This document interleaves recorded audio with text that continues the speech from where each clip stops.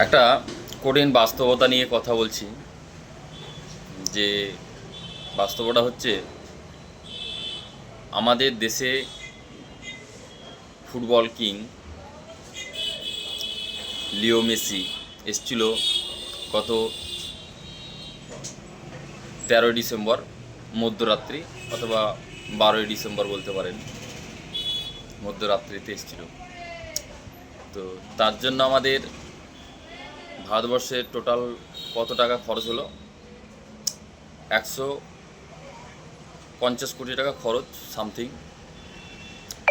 তো আমাদের কঠিন বাস্তবতা বলতে গেলে, একটা বিদেশি ফুটবলার, ভালো ফুটবলার, অবশ্যই আমরা ভালো চিনি সবাই, তাকে আনার জন্য আমাদের শুধু ভ্রমণ করার জন্য, তার পেছনে খরচা ব্যয় করার জন্য, ছবি তোলার জন্য কত টাকা খরচ?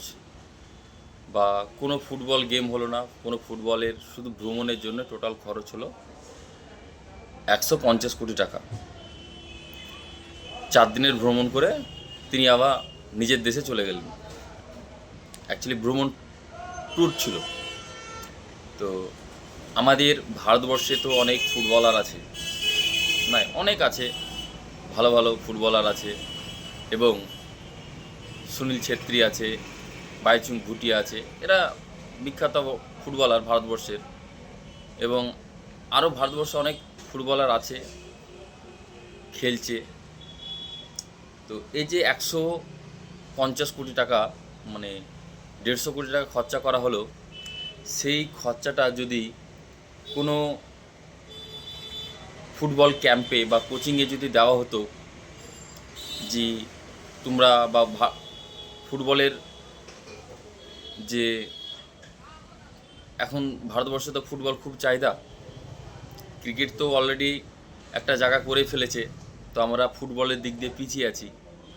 তো 150 কোটি টাকাটা যদি কোনো একটা কোচিং সেন্টারে দেওয়া হতো বা ব্যয় করা হতো,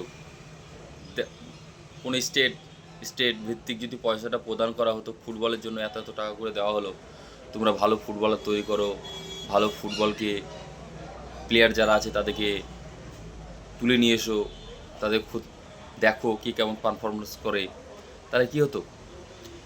মেসি পেছনে এত টাকা খরচা না ব্যয় করে, আমার মতে দরকার ছিল ভারতবর্ষের যে সমস্ত খুদে খুদে ফুটবলাররা আছে তাদের পেছনে যদি খরচা করা হতো, তাহলে এরকম মেসি আরও 10টা নয়, আরও 50টাও তৈরি হতো। মেসি ভালো ফুটবল, আমি তার জন্য খারাপ বলছি না, কারণ ভারতের পেছনে বা অনেক যে ফুটবলার আছে তাদের পেছনে খরচা করো তুমি। তাদের পেছনে খরচা না করে সামান্য একটা সেলফি তোলার জন্য এত টাকা খরচা, কী লাভ? এবং আমাদেরও আরও লজ্জাকর ব্যাপার হচ্ছে, আমরা নিজের দেশের ফুটবলকে এতটা ভালোবাসি না। আমরা দেশে থাকি কিন্তু আমাদের নিজের দেশের ফুটবলকে এতটা ভালোবাসি না। যেরকম ভারতবর্ষের একজন অনেক ফুটবল খেলা হয়, সেখানে দেখা যায় যে 100 টাকার দামের টিকিটও সেখানে বিক্রি হতে চায় না, গ্যালারি ফুল হয় না, এবং অনেক টিকিট থেকে যায়। এবং একটা বিদেশি ফুটবলার এসছে, তাকে দেখার জন্য কিন্তু 10,000 টাকা দামে যে টিকিট, 10,000 15,000 টাকার যে টিকিট, সেটাও কিন্তু ফুল বিক্রি হয়ে যাচ্ছে, তাও মানুষ পাচ্ছে না। আমরা কোন জগতে বাস করছি বুঝতে পারছি না। নিজের দেশকে আমরা নিজেরাই পিছিয়ে দিচ্ছি। আমাদের যে পিছিয়ে পড়ছে দেশ ফুটবল থেকে, কেন? কারণ আমরাই পিছিয়ে দিচ্ছি, আমরা তো উৎসাহ দিচ্ছি না, তাই না?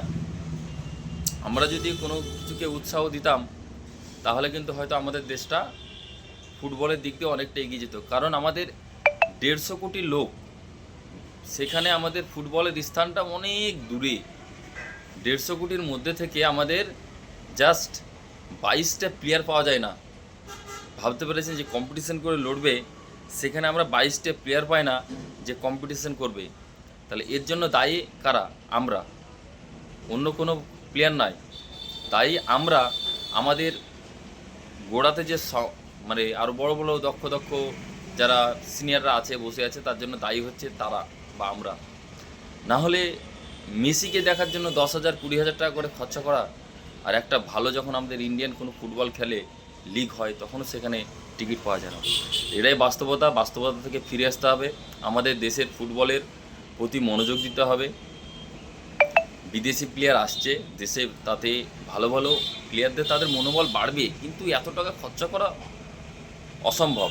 এটাই আমার বলার ছিল। যদি বলার মাধ্যমে যদি কোনো ভুল ত্রুটি হয়ে থাকে তাহলে মাফ করবেন। তো যাই হোক, এই পর্যন্তই। আমাদের ফুটবলকে এগিয়ে নিয়ে যেতে হবে। দেশের একটা বড় খেলা, পুরো বিশ্বের সবচেয়ে একটা বড় খেলা, যেখানে আমরা এখনও স্থান পাইনি, সেই স্থানে আমাদেরকে পৌঁছাতে হবে। তো আরও যে সমস্ত খুদে খুদে ফুটবলার আছে সেখান থেকে তুলে নিয়ে আসতে হবে, তাদের পেছনে খরচা করতে হবে। অনেক গরিব ভালো ঘরের ফুটবল ছেলেরা খেলতে পায় না, তাদের পেছনে খরচা করতে হবে, তাহলে অনেক সাপোর্ট পাবে, অনেক এগিয়ে যাবে। এই ছিল আমার বলার মধ্যে যদি কোনো ভুল ত্রুটি হয়ে থাকে তা আমাকে মাফ করবেন। আগে থেকে আমি ক্ষমা চেয়ে নিচ্ছি। ভালো থাকবেন।